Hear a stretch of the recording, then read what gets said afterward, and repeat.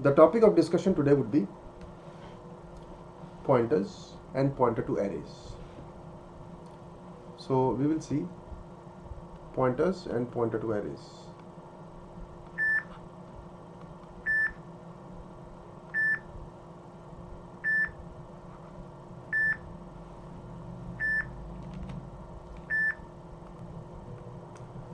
Pointers and pointer to arrays. This is what we will see. Now when we work with pointer to arrays, we must understand that we are going to store the address of the array in the pointer. You already know that the pointers store logical addresses.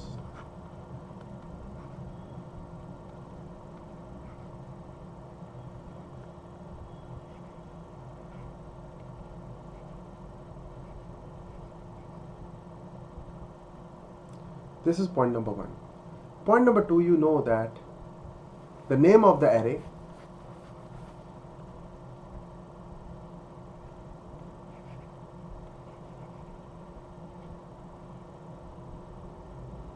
is starting address of the array.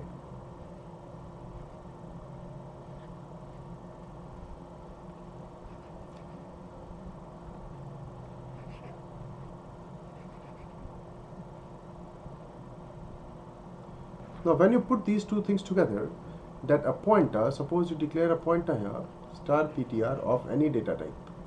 This pointer will store some address. And when we declare some array, you know very well that the name of the array is always the starting address of the array. Suppose you declare an array of size 10 elements. So these are 10 elements, suppose, numbered from 0, 1, 2 to 10. So you know two things very well, that the name of the array is the starting address of the array. You know this point. The name of the array is the starting address of the array. You know this also very well, that the pointers store logical addresses. So therefore, you can have this statement like this: ptr is equal to array. Okay, so in the pointer you have stored the starting address of the array. Okay, such a pointer is called pointer to array. So suppose this is your some array here.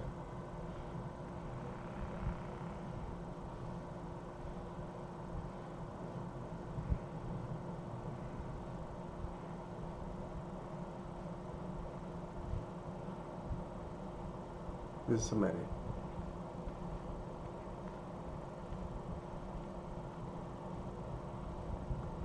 Okay, and there is some pointer here, and you declare the array like this. Suppose you declare an integer array of size 10, and you declare an integer pointer.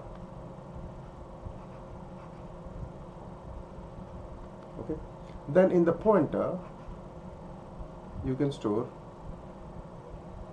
address of array. So the pointer will now have, suppose this is a pointer, will have address of array like this. So if you use a pointer like this, then such a pointer which stores the address of the array, this pointer,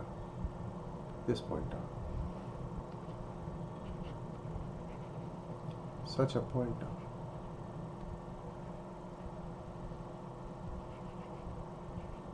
that stores address of array is called pointer to array.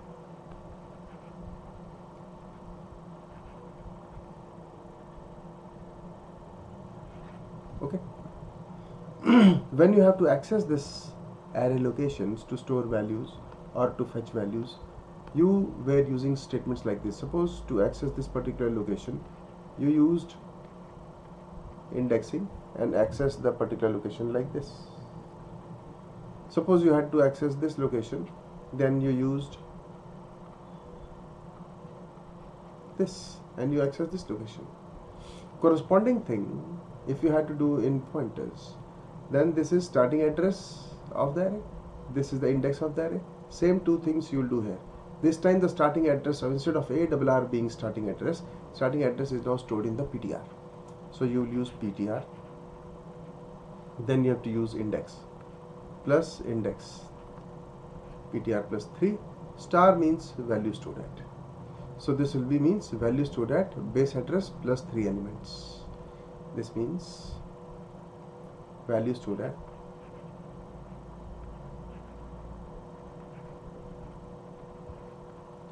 base address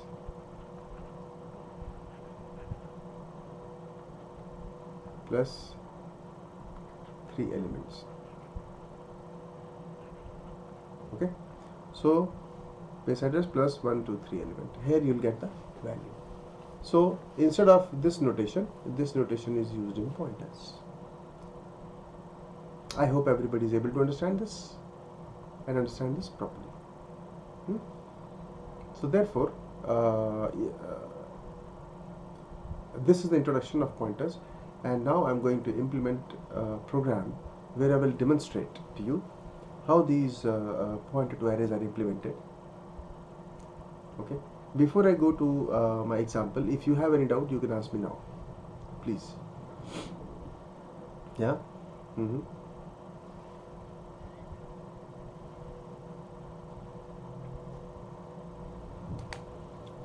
Okay.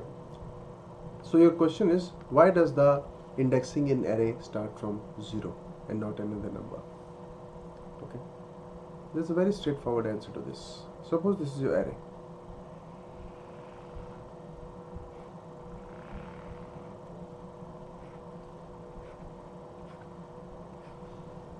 Zero, 1, 2, 3 are indexing. Now the compiler have its own interpretation of indexing the array elements. The compiler interpretation for representing arrays is like this. Compiler's representation.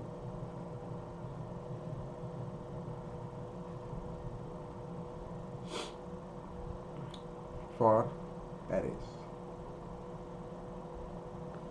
is, formula is like this: base address plus index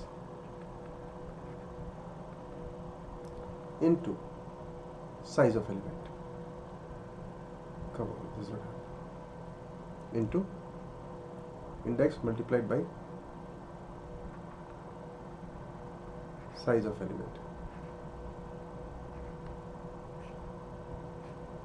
Okay, index into size of element. Now let's take an example, an analogy. Suppose the base address is 8800. So base address is 8800. Suppose the index doesn't start from 0. Suppose the index starts from 1. So this will become 1. Size of element. Suppose this is an integer array. Then for the integer array, the size of every integer, every element that is every integer will be 4 bytes. So this will be 1 into 4. So this will become 8804.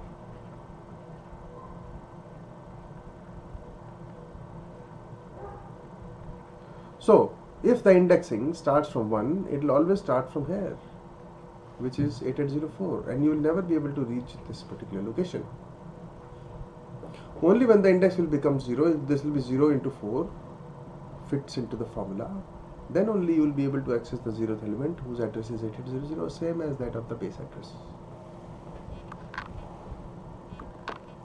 Okay? Is that clear? I hope you understand this.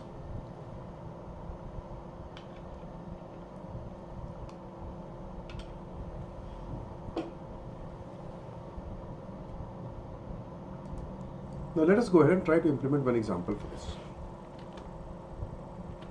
Yeah.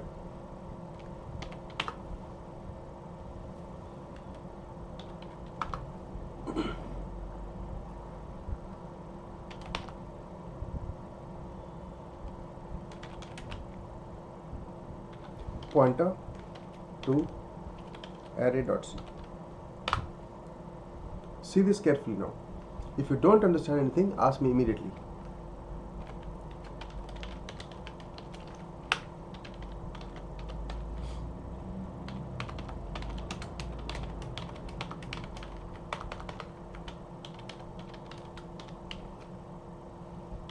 I hope this font size is okay with all of you.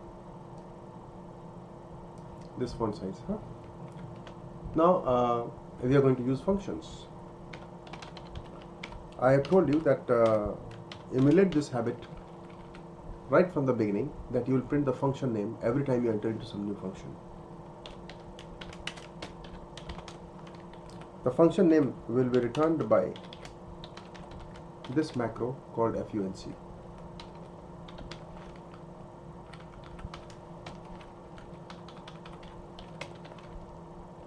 Okay. Inside this, you have to fill your function. Let us declare an integer array of size 10. Let us declare an integer pointer also. Now we will initialize the function pointer with the name of the array. This is called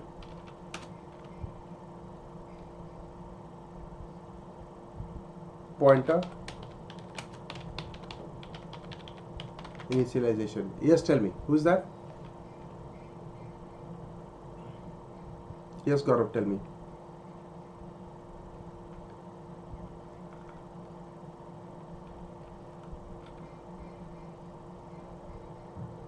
Were you present in the last class for the pointers?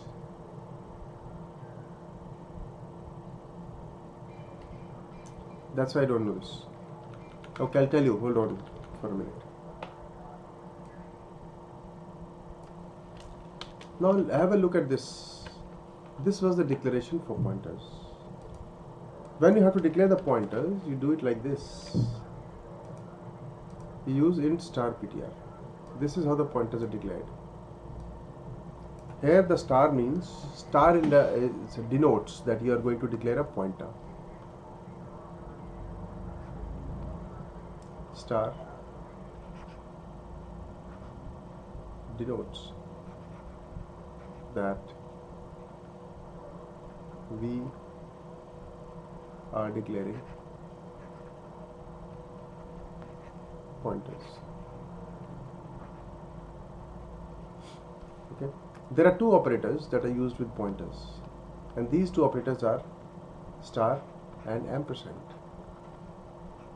Star means value stored at.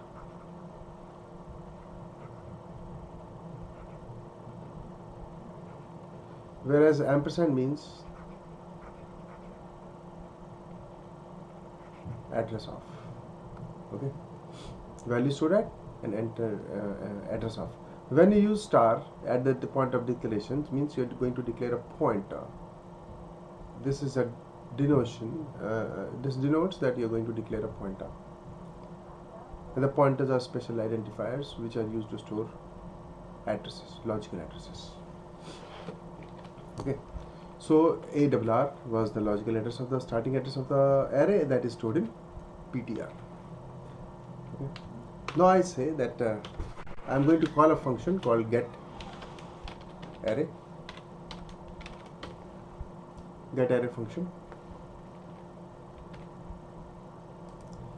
So what we are going to do is we are going to call a function called get array, which will get the array for you and store the values in the array as well. So the prototype of the function will be given here in get array. This is the prototype function declaration. Function declaration or function prototype, whatever you can call it. Okay, this is pointer declaration.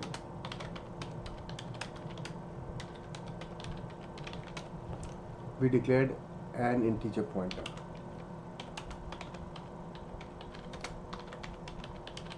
Okay, this is pointer initialization. That is initialized the pointer with the starting address of the array.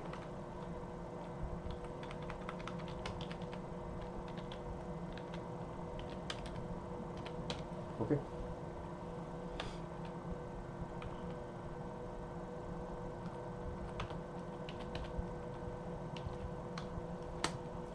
This is a function call where we are actually going to work with the array. So here we are.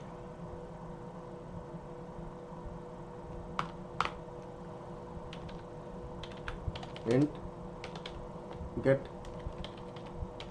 array function, and in this function we have to start working on the array. We have to store values in the array. Now tell me, with the scope rule, the function and the pointer were declared here. Is it possible to use these declared functions here? The function and the pointers were declared here. Just hold on, so important call again. Coming back here. So what we have done is, we have learned how to create a pointers, and how the pointer will be called a pointer to array.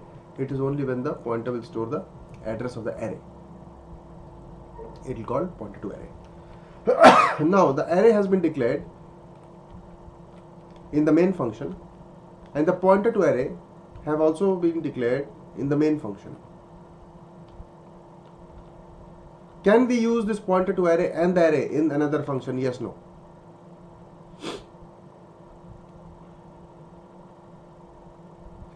No, we cannot, because the scope rule doesn't allow it.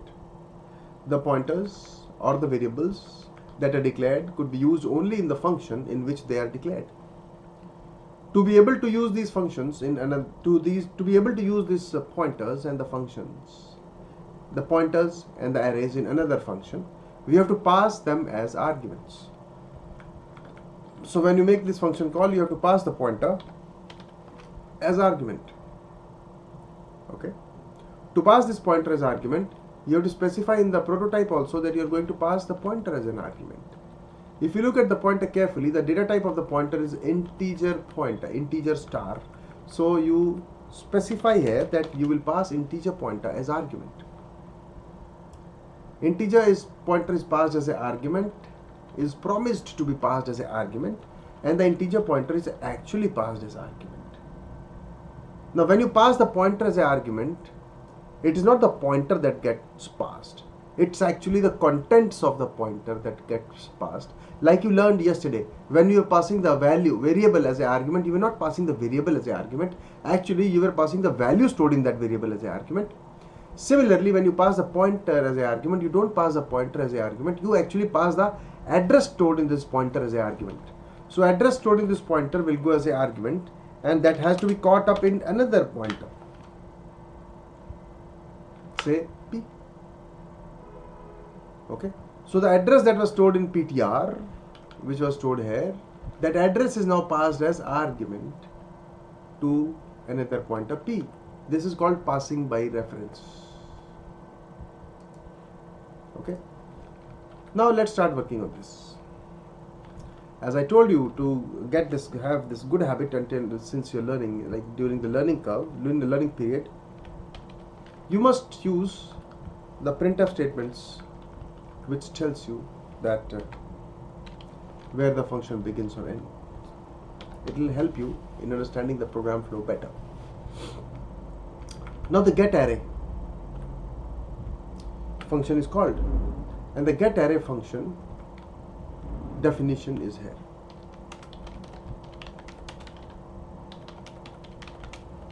If you see, the P is a formal argument.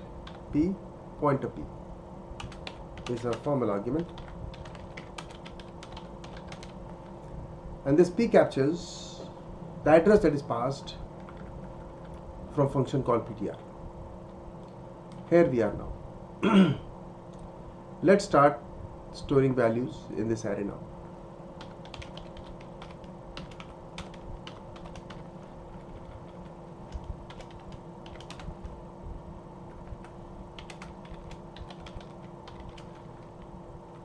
Here it is. We have to store the values. Enter array elements.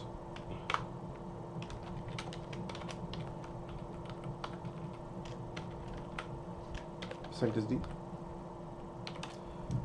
You have to give address of variable. Now the name of the variable is pointer plus index. What is I? I is an index.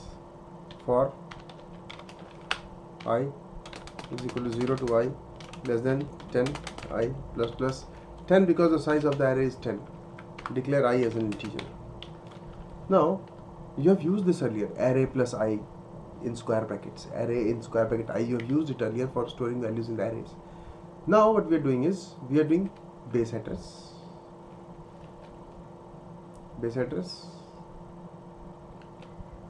plus index. Size of element will be calculated automatically from the declaration. It is an integer. So, and the address of operator is used in scanf, if you remember. But P is a pointer, it already stores addresses. Because P as a pointer already contains addresses, therefore you don't need to give ampersand word separately here to ensure that it stores addresses, to ensure that the value is stored at a particular location. So scanf need to give ampersand sign. You don't have to give ampersand sign because ampersand denotes address, but in the P you already have address. So like this, the loop will go on 10 times, where the value of I will go, index will go from 0 to 9, and you will be able to store values in 0 to 9 elements, and after that the array will be full. Okay. Just have a look at this program, how it works. Let's try to trace this program now. Look at this. You created main function, started main function. Okay, where you declared array of size 10. So here is your array created.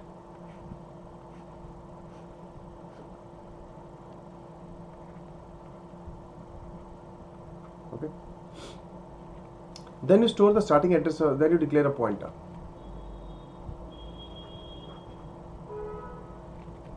Then you store the address of the array in the pointer.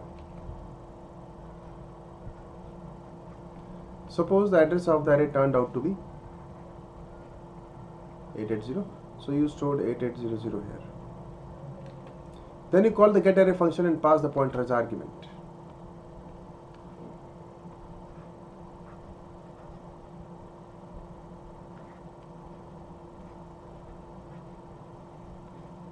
And the control goes to getArray function, and getArray function starts. The getArray function star P captures the starting address of the array, which was 8800, passed from here and captured here. This getArray also now have the access of the array. Now in this function you are storing values in P plus I. P has the starting address of the array. P plus I means P plus 0 store value, P plus 1 store value, P plus 2, P plus 3. You have stored values everywhere. The array is full. After that the getArray function is over. And everything including the formal arguments, the local pointer and the function, everything is over and destroyed, because after return everything is destroyed. It's gone. Since it is gone now, tell me, do the main function have access to the same array with the values in it? No. The answer is yes. The main already have the address of the array, so therefore main have address of the access of the array in which the values are stored now. Main will have access to the array in which the values are already stored. Yes, there is no need to return, because the getArray function was working on the original array. Okay, so there is no need to return anything, and there is no need to capture anything. I hope you are able to understand this point, that there is no need to return anything. Okay, now I want to display the values that has been stored in the array. For that I write display function. What would you display? We'll see that. The array int display here. So give the begin statement and give the end statement. This is your end statement, and because it is returning integer, so therefore you return 0. In here you have to display the contents. Now there are 10 values in the array, so you need a for loop.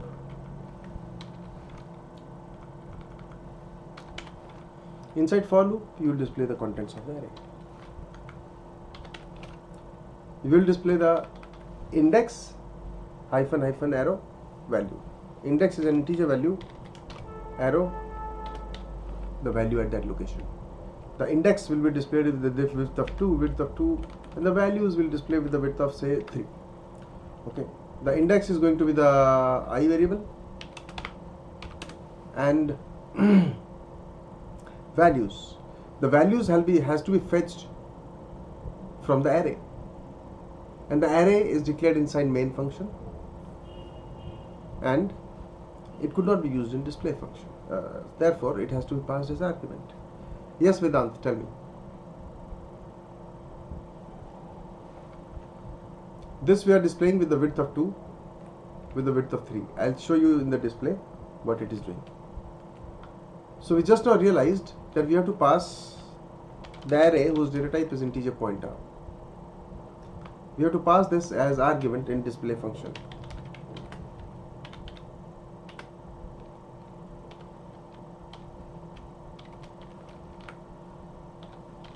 PTR. So PTR comes to display int star set p. So you will display value stored at p plus I. I is the index, which will display index 0, 1, 2, 3, 4, 5, 6, 7, 8, 9. And then value stored at p plus 0, p plus 1, p plus 2, p plus 3, p plus 4 will be displayed here. And the whole array display function will be over. Let's see how it works.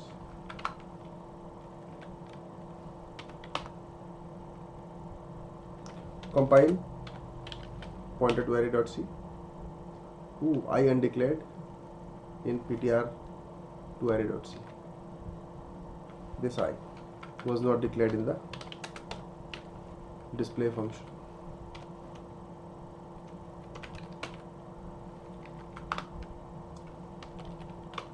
There it is, enter array elements.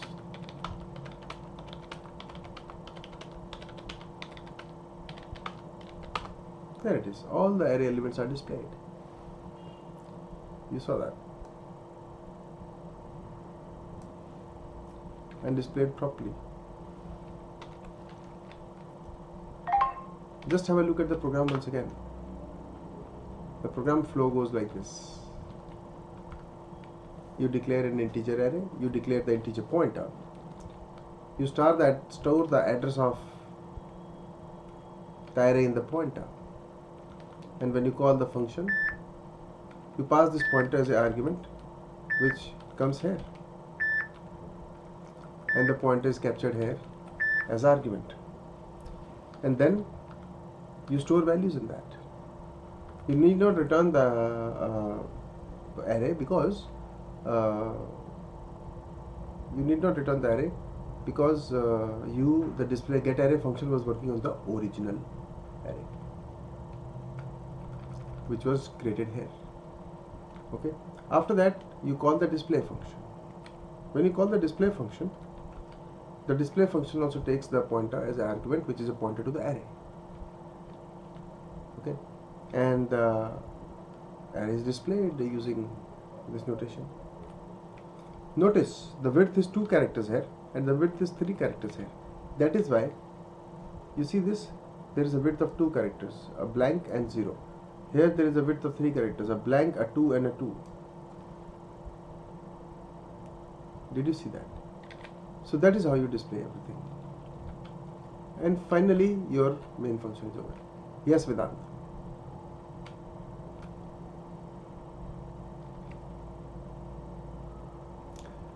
देखने में अच्छा लग रहा है. You see everything is in order here, you know. Otherwise everything would have been here. If you would have written 10, then it would have shifted right. But here everything is in order. There is a gapping. If I keep here, suppose in display I keep here 5, then it will become very wide. Compile and run.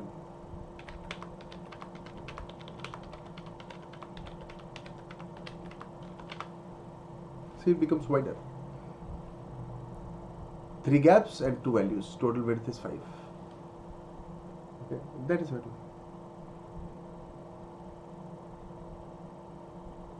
Errors are always displayed if the errors are compile time errors.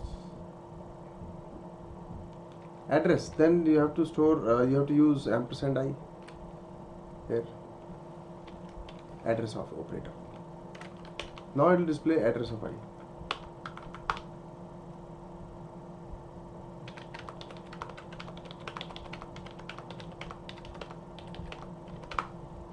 See, address of I and point to location value.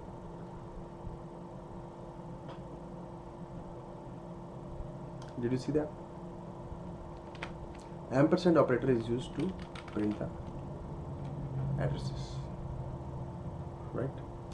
So this is one single example which I have given you today.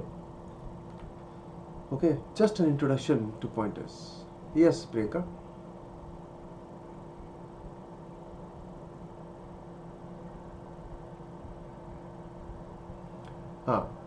We can take instead of integer pointer, we can take character pointer also. In that case, this pointer will store address of locations where it will store characters.